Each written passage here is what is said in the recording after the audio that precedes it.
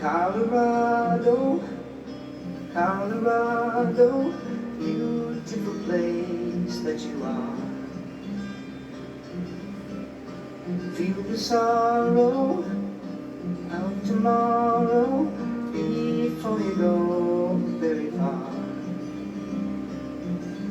Listen to the calling of the wilderness, crying for a human soul to feel, feeling for a love and natural tenderness, sympathy for all things that are real. California, come before ya, people are feeling the strain. Colorado, will you follow, letting it happen again? People come from everywhere to see your hills turn into wonderland of play. Visitors from foreign places seeking thrills, I can see that it will end one day. Colorado, Colorado, bye, bye, bye, bye, bye, bye. Colorado, Colorado, bye, bye, bye, bye, bye, bye. Colorado, Colorado,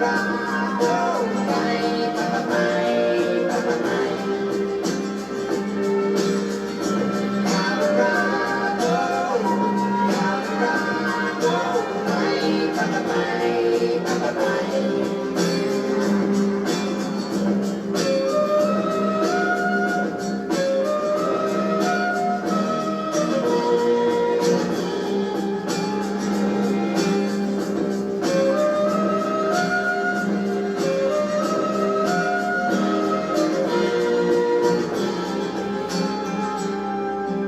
Listen to the calling of the wilderness, crying for a human soul to feel, feeling for love and natural tenderness, sympathy for all things that are real. Colorado, Colorado, beautiful place that you are. Feel the sorrow of tomorrow before you go very far. Colorado, Colorado, bye, bye, bye, bye, bye, bye. Colorado, Colorado, bye, bye, bye, bye, bye, bye. Colorado, Colorado, bye, bye, bye, bye, bye, bye.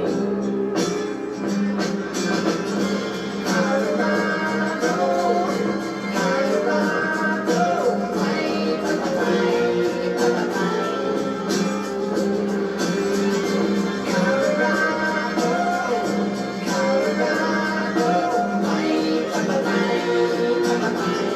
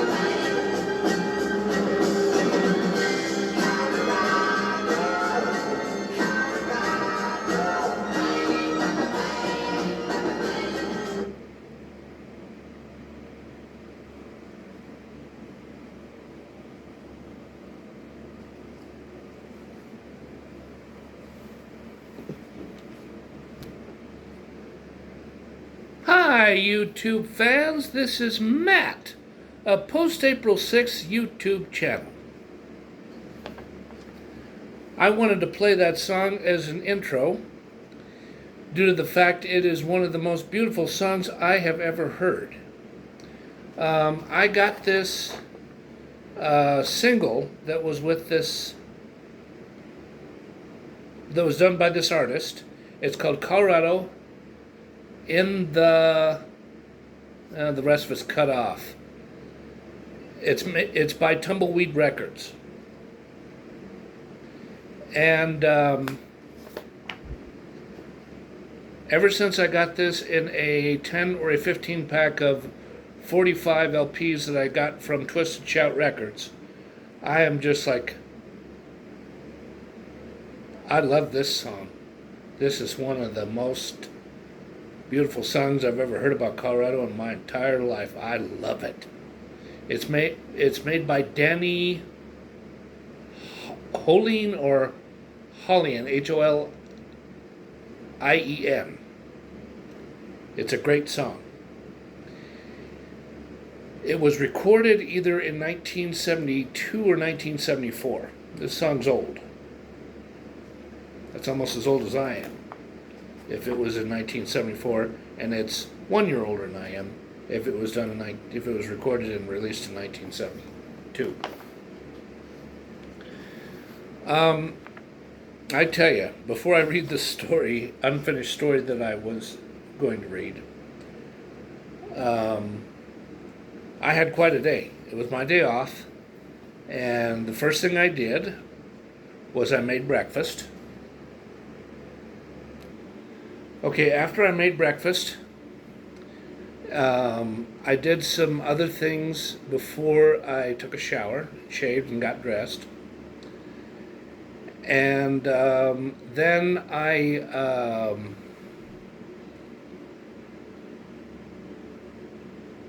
took care of lots of other things, and then eventually what I did was I broke down and I logged onto my YouTube channel, and I did some editing of a lot of my videos, and I mean a lot.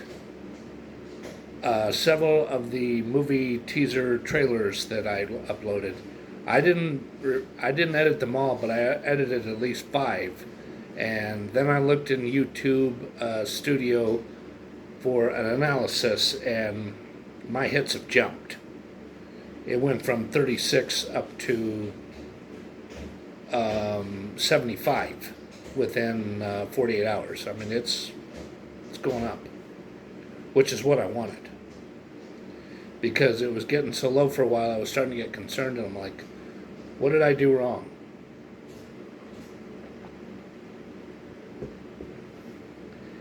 And after I got done editing the videos, I decided to reheat a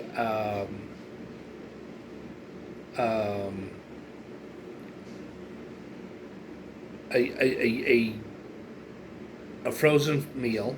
Hold on. Okay, the frozen meal was a ziti that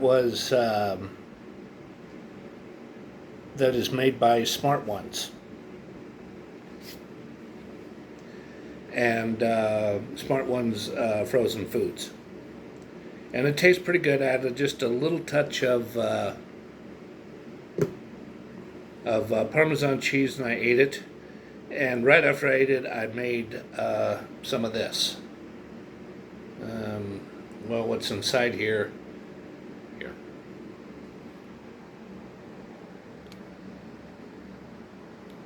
What's inside of here is Ovaltine.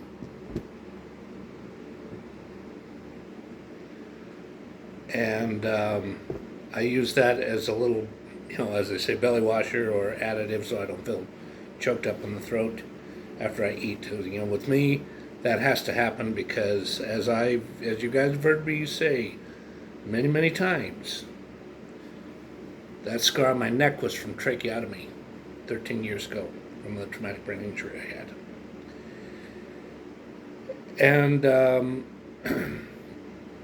either before or after I ate the meal, I made decisions on which unfinished story writing idea out of like 35 or 40 that I wanted to read. So, what I decided to read to you is, it doesn't have a title. The story doesn't have a title, but I'll talk about the main character. The main character is a man who was born on November 27th, 1957. November 27th, 1942 is Jimi Hendrix's birthday. That was the day he was born in Seattle. And his name is not James Marshall whatever, which would be the original birth name of Jimi Hendrix. His birth name was Marshall James Hazelwood. So let me read the story, because he eventually started getting called Jimmy James, because of his name was in reverse of what Hendrix's name was. Hendrix's original birth name was, because Jimi Hendrix's birth name was James Marshall Hendrix, and his parents named him Marshall James Hazelwood. Okay, so I'll start with him. Marshall James, Jimmy James Hazelwood, is a white male. He was born on November 27th, 1957. His place of birth was Hutchinson, Kansas. Okay, let me pause right there before I read any further. The story was created on November 1st, 2019. Okay, so I'll continue reading. He remained there until he was 10 years of age. His father, Jack Hazelwood, along with his mother, Nancy Tompkins Hazelwood, and his two sisters, Carrie and Alyssa, moved to Scottsbluff, Nebraska, so his dad could get a promotion with GTE Communications and long-distance services. Oh gosh, gotta scratch my elbow. Then when he was 18, after taking 6 months to save up $300, Jimmy James moved to Ventura, California /LA Metro.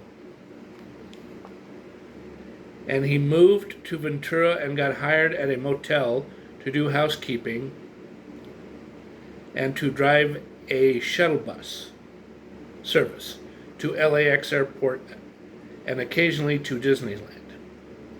He was hired by SoCal Motel Inn 2 days after he moved to California. He worked at SoCal Inn from September 7th, 1975 to November 29th, 1978. November 29th, 1978 would have been 2 days after his 21st birthday. I mean, that's just a personal note. That's not words that are in the story itself. Okay. And on December 2nd, 1978, he started his first day of work at Pacific Bell Directory Assistance. And on January 22nd, 1979,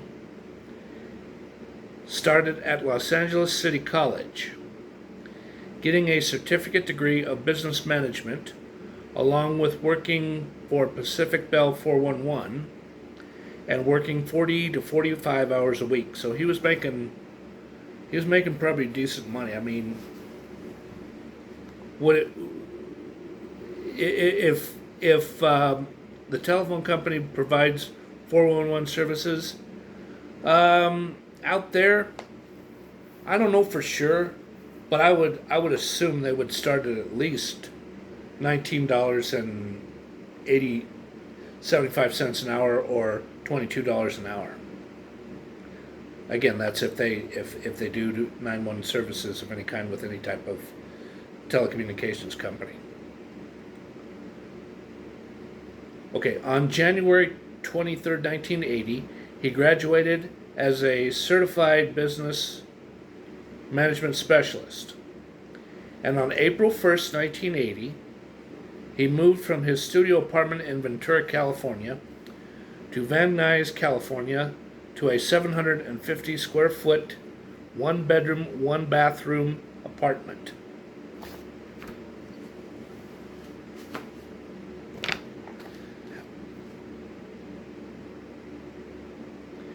That had great amenities like a hot tub, a Olympic swimming pool, a laundry room with 12 washers and 12 dryers, and 3 ironing boards, a fitness room, a residence area where one could buy a hot coffee, hot cocoa, hot tea from a machine, a vending machine that sold 6 different, because the machine that would do the coffee and the machine that would do the snacks are going to be 2 separate machines. They're just going to be next to each other. A vending machine that sold 6 different potato chips and 14 different candy bars, and 3 different types of newspaper from the newspaper slot publications like New York Times, Wall Street Journal, and Los Angeles Times. And a machine that made these types of soups like chicken noodle soup, New England chowder, minestrone, tomato, I think it's biscuit or biscuit, and lobster biscuit, and split pea soup, and Tex-Mex red chili, spicy or mild, because you probably had to press a special button to make it mild or spicy on the Tex-Mex chili.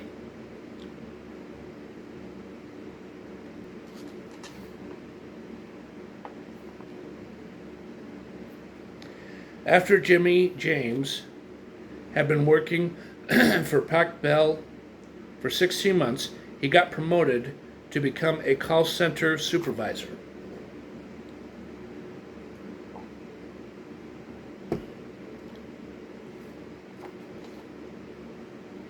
And his monthly salaries earnings were raised from $2,600 a month to $2,950 a month, thus earning $35,400 a year. This monthly earnings helped him pay for his monthly rent at his plush 1-bedroom apartment that cost $900 a month. I mean, back in those days, $900 was pretty big bucks. Now $900 a month for an apartment's pretty cheap. And in places like San Francisco, New York City, unheard of. Unless it's low-income housing. Okay. And with the promotion, he was granted a regional monthly bus pass that would have cost $65 a month if he did not work for Pacific Bell. But due to the managerial privileges, the regional bus pass was only $5 a month. 1981, 1982, and the first 3 months of 1983 were mostly a daily repeat of what he had to do as a manager day by day. Then on Friday, March 18th, 1983, he had a fun day at work. He sat inside a large conference room and was part of a special training session concerning the new phone system that was going to be upgraded for all of the staff members of Directory Assistance Service Department. And he got a nice documentary type video played on a 16mm projector about the history of Pacific Bell Telecommunications Corporation. The video was 72 minutes in length, and he did not have to be reporting for duty from 7:30 a.m. to 5 p.m. What I'm saying here is, or the reason for those words is that would have been his shift every day. Okay, so he only had to work from 9:30 a.m. until 4 p.m. And after the detailed Part 1 training session was in effect, the 12-member management staff was dismissed and was also liberated until 7 a.m. Tuesday, March 22nd, 1983. The 3-day weekend will be quite a nice treat. At 4:15 p.m., Jimmy James vacated Pac Bell and took a short drive to Steel Mill 1950s Diner on Bakersfield Lane. Bakersfield Lane is a street name that I would assume would probably be there. But maybe it is, maybe it isn't. You know, this is a fictional story. So he can enjoy a slice of carrot cake and a grilled cheese with bacon sandwich with onion rings and lemonade. Then he drove the commute to his apartment in Van Nuys. That ride was almost a 40-minute drive due to the rush hour traffic jam. He parked his 1980 baby blue Dodge Colt compact car inside the underground garage and made sure to lock both car doors, and then proceed to the entrance/exit door. And then he entered his ultimate paradise, the residence area. First, he walked over to the special section in the apartment complex, a haven where all mailboxes were located for an apartment complex that housed over 900 apartment units. Affixed to the corked pegboard was the phrase,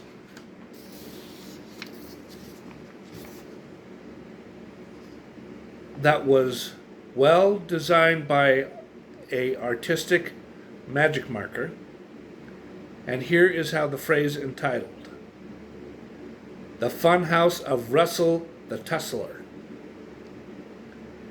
And once he found his mailbox for his apartment number 713G, once he unlocked it with a special key, that looked similar to a key that a blessed man would have whom rented a safety deposit box inside a bank of one's choosing. Jimmy James opened up the rectangular door and immediately saw some joyful things. The first item was a mailer package from Polk Photomat, and it was the developed photographs from a Nikon F200 camera he owned. The number of photos would be 22 photos from a 24 exposure Agfa color film roll. The second was a mailer package containing a reel of Super 8 film from a mail order company in Vermont called VTS Film Reel Processing. The third item, with a return address of a P.O. Box address in Dover, Delaware, zip code 19903. He could tell it was probably a Montgomery Ward's charge card. The fourth item was an envelope that contained coupons from Ralph's grocery store. Yeah, those of you, let me pause right there from reading the story.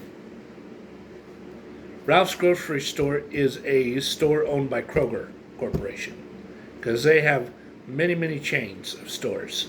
And once the merger between Kroger and Safeway Albertsons takes place, it's going to be a humongous corporation.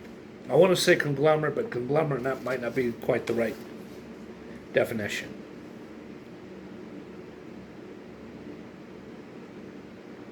The fifth was a bill from Pacific Gas and Electric, or they called it PGE,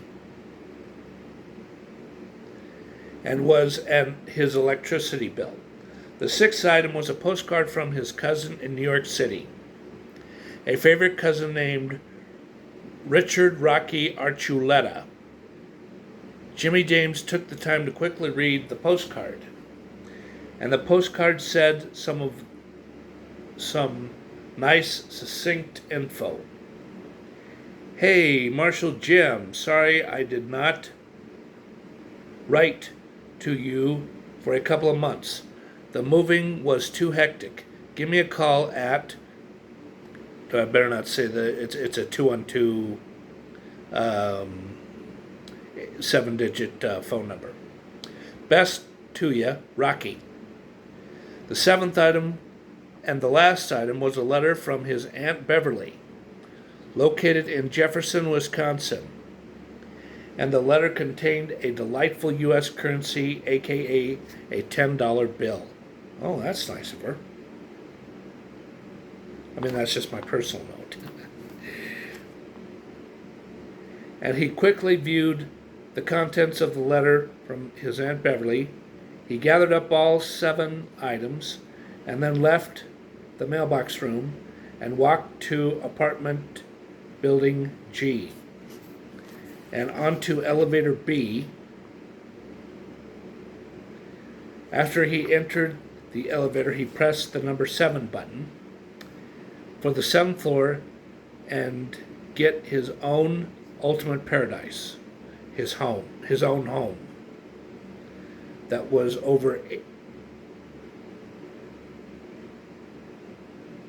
that had over 80 different possessions.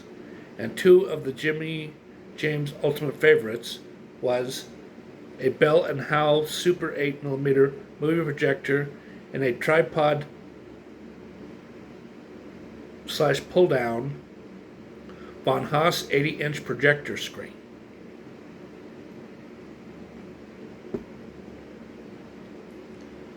Once the elevator arrived at the 7th floor, he exited the elevator and walked past 5 to 6 apartment units and crossed the way and entered apartment 713G.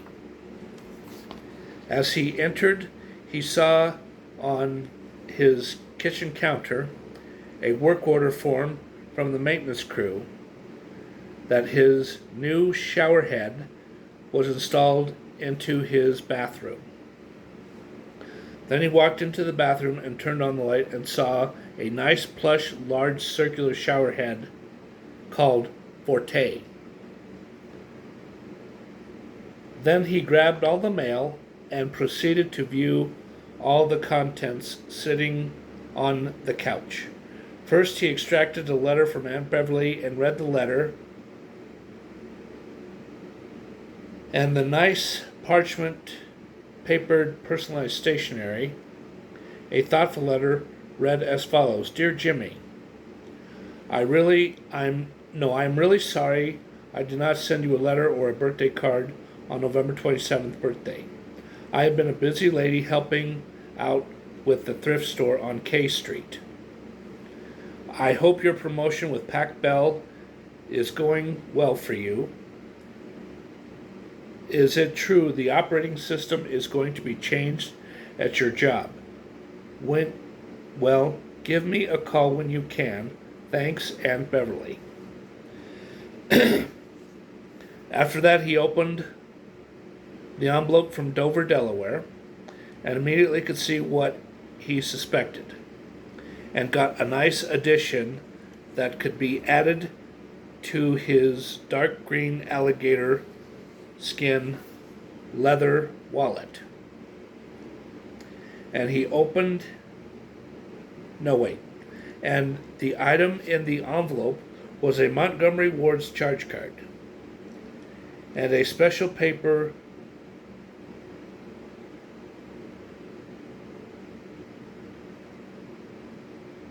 that the card was affixed to. Gave him information that his credit limit was $800. That was a pretty generous credit limit back then, I think. That was a big help toward him for his likely incidentals that may come about within the near future. He opened the bill with PGE and got informed as to his electricity bill. The amount of the bill was only $39.81. And that was a big surprise. After he sat the bill down, along with the other items, on his gray tweed fabric sectional couch, and opened up the mailer that contained the developed 4x6 photographs. As he flipped through all the photos, he saw imagery of Steel Mill 1950s Cafe, the shoreline of Venice Beach, a photo of his sister Carrie visiting him in L.A., and 3 images of Dave Townsend, looking completely different. Dave is no longer a bearded man and is totally clean-shaved, and he cut his hair to a flat-top crew cut, and no longer wears thick prescription eyeglasses, and he wears contact eyewear, and looks so different, Dave is barely recognizable. After he opened up the mailer that contained a reel of Super 8mm film, and he immediately unreeled the raw film just so he could see a few clips of actual footage on the film reel. Then he set the Super 8mm film reel down and walked over to his walk-in closet in his bedroom and walked a few steps. Jimmy James removed the projector and the projector screen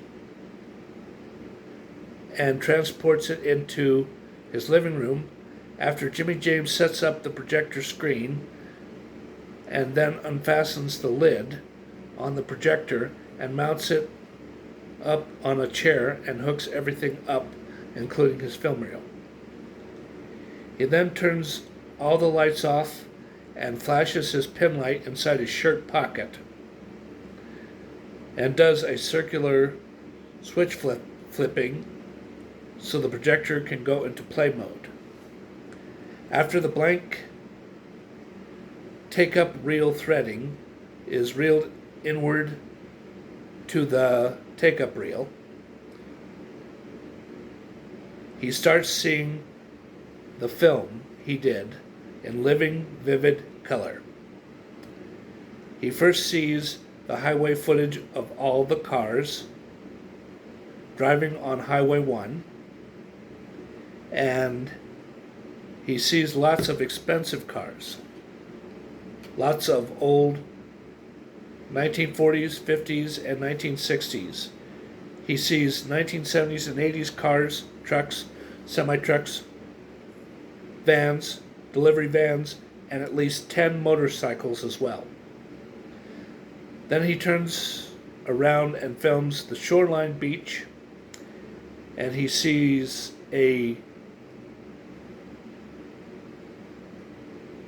well, that was a typo. He sees all the surfing done by a bunch of surfboards.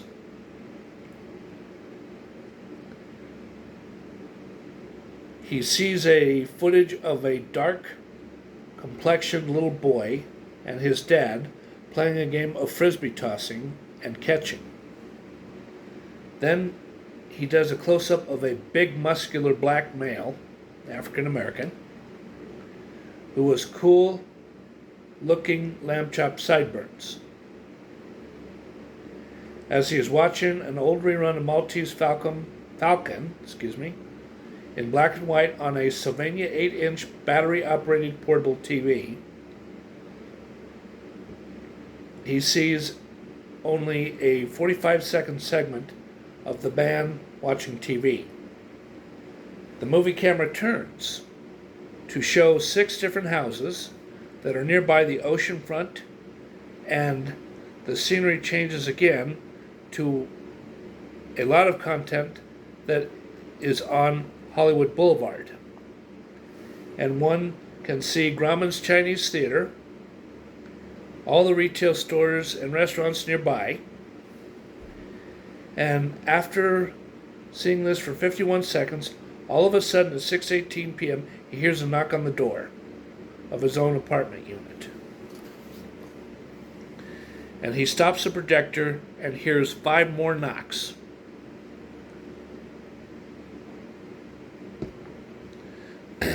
And Jimmy James loudly says, "I'm coming to the door." Then he Then he unlocks the door. Okay, I took the hat off because it was making me itch and bugging me. Okay, I can concentrate more better now. Okay, he unlocks the door and sees a very attractive woman with dark red hair and with turquoise ladies pleated headband. It went over, instead of this way, it was more like up here, is the mental picturization I personally have. And nice, expensive hoop earrings, and wearing a leopard skin simulated rayon fabric lady's blouse. And the top 2 buttons are unbuttoned and exposing a lot of cleavage. Yeah, this woman's built. She's really bosomy. So, if any women are listening to this, all I got to say is I apologize if I'm doing something that is offensive and irritating to you. I don't mean to do it that way.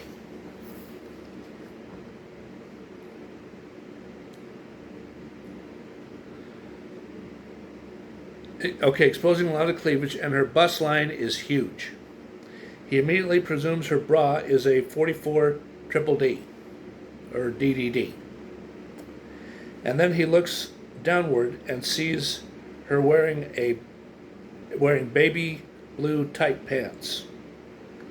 And then her pants legs exposed her lower legs and were therefore capri pants. And her socks were red ankle socks that looked like ladies' dress-up socks. And the shoes were expensive light gray flats that were not sneakers or tennis shoes. Jimmy James then noticed that her legs were crossed in a tight manner. He noticed all of his initial appearance of the woman he has never seen before, and within the timing of 3 seconds, she was smiling, and then she says, "Hi, I'm Candy." Let me say that again. "Hi, I am Candy. I am friends with Martin and Savannah in apartment 716. Then Jimmy James interrupts, "Well, I know them, and apartment 716 is right over there," pointing to the left 3 doors down. After the information from Jimmy James, she continues, "I already know that, but I knocked on their door over 3 minutes and I get no answer." Jimmy James, So what do you want to do? Use my phone and try to call one of them? Candy, no. I don't want that. I will. Or, gosh, let me say that again. No. I know that will not do any good. After knocking on the door 3 minutes, I went downstairs and looked for the woman's restroom. I cannot find one. I really gotta go bad. I can't hold it anymore. Please, please, please. Can I use your bathroom? Jimmy James says, well, then he pauses to think about it for 5 seconds. He sighs, well, you got an urgent call to nature, so all right. I'm going to turn the projector back on. Then he opens up the door, and he sees her walk in quickly, and then she asks where the bathroom is located, and Jimmy points to a door to the left center with a tin advertising sign for an old 7-Up bottle. Yeah, I put that in there because personally, I would like to own something like that. One of these days, I'm going to look on eBay to try to find one, and I'm going to decorate my apartment with it. Okay, let me pause here really quick. Hey, kitty, come here. Come here. There's my kitty, Isabella. You're a wonderful kitty. There you go. You can sit over there now.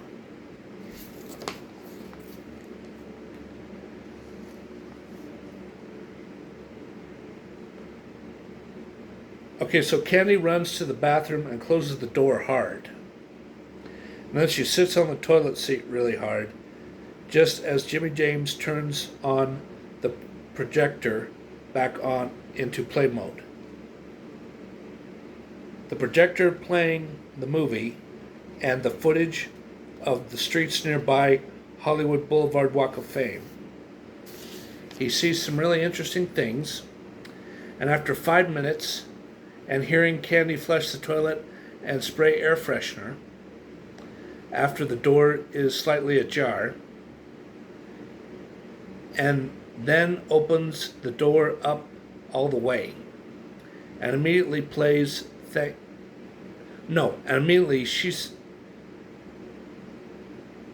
immediately she says thank you, and she says, wow, that's a nice area of Hollywood Walk of Fame. I hope that my job at the restaurant wholesale food supplies and equipment job, that I will get a promotion soon so that I will be able to get enough earnings to get an apartment on North Highland Avenue or Orchid Avenue. Well, I gotta go now. I guess we will meet again someday. Candy waits.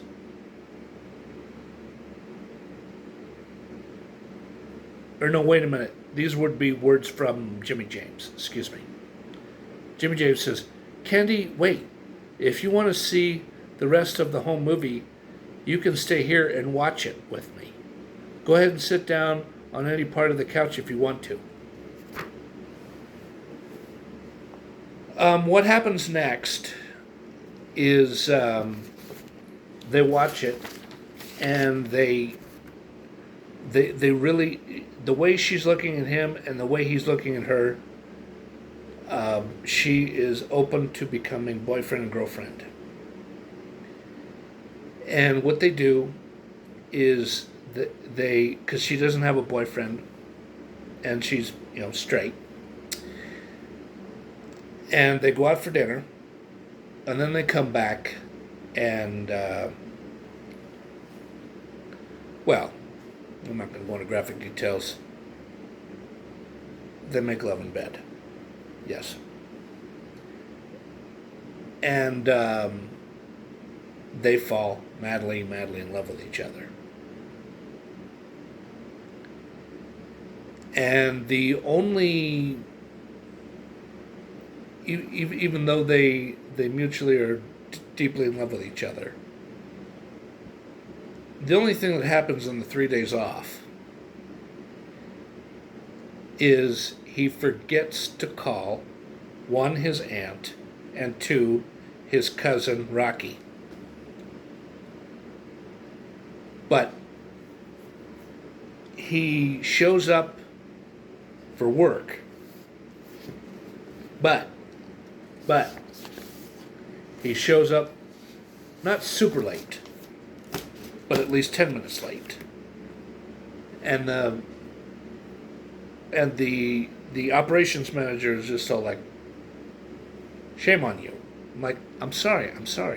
I slept just a little bit late, and I got jammed in traffic. Because I know what happens. Try not to let this happen again. Okay, go over there and talk with so and so. We're gonna start.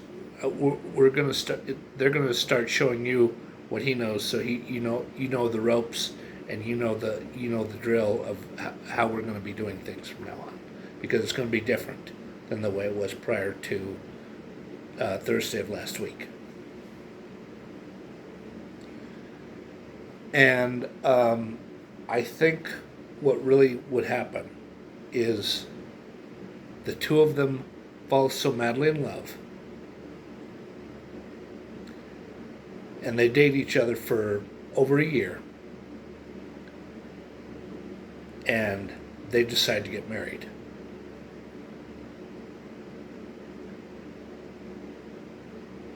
And then what happens is, after they get married, she works in a different department. She works in a different department of Pacific Bell. I think it would be something like accounts receivable or billing department.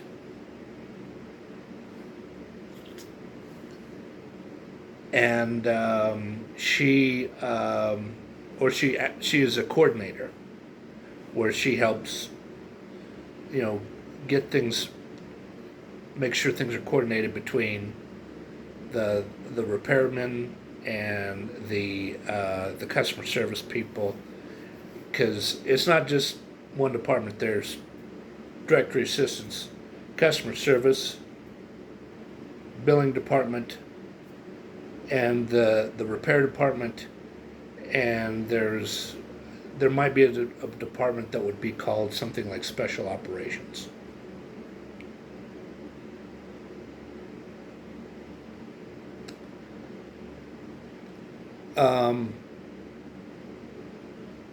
What else would happen with those two? There's so many ideas. I can't narrow it down to one, because this is Los Angeles. That was back when things were more settled back then versus now. And the people were at least a little bit more laid back than they are now. And yes, there were people doing drugs, and there were alcoholics, but it wasn't a higher percentage of the population, or as high a percentage of the population versus now. Yep. So I just looked at the time frame, and it's getting late for me, and I really appreciate that everyone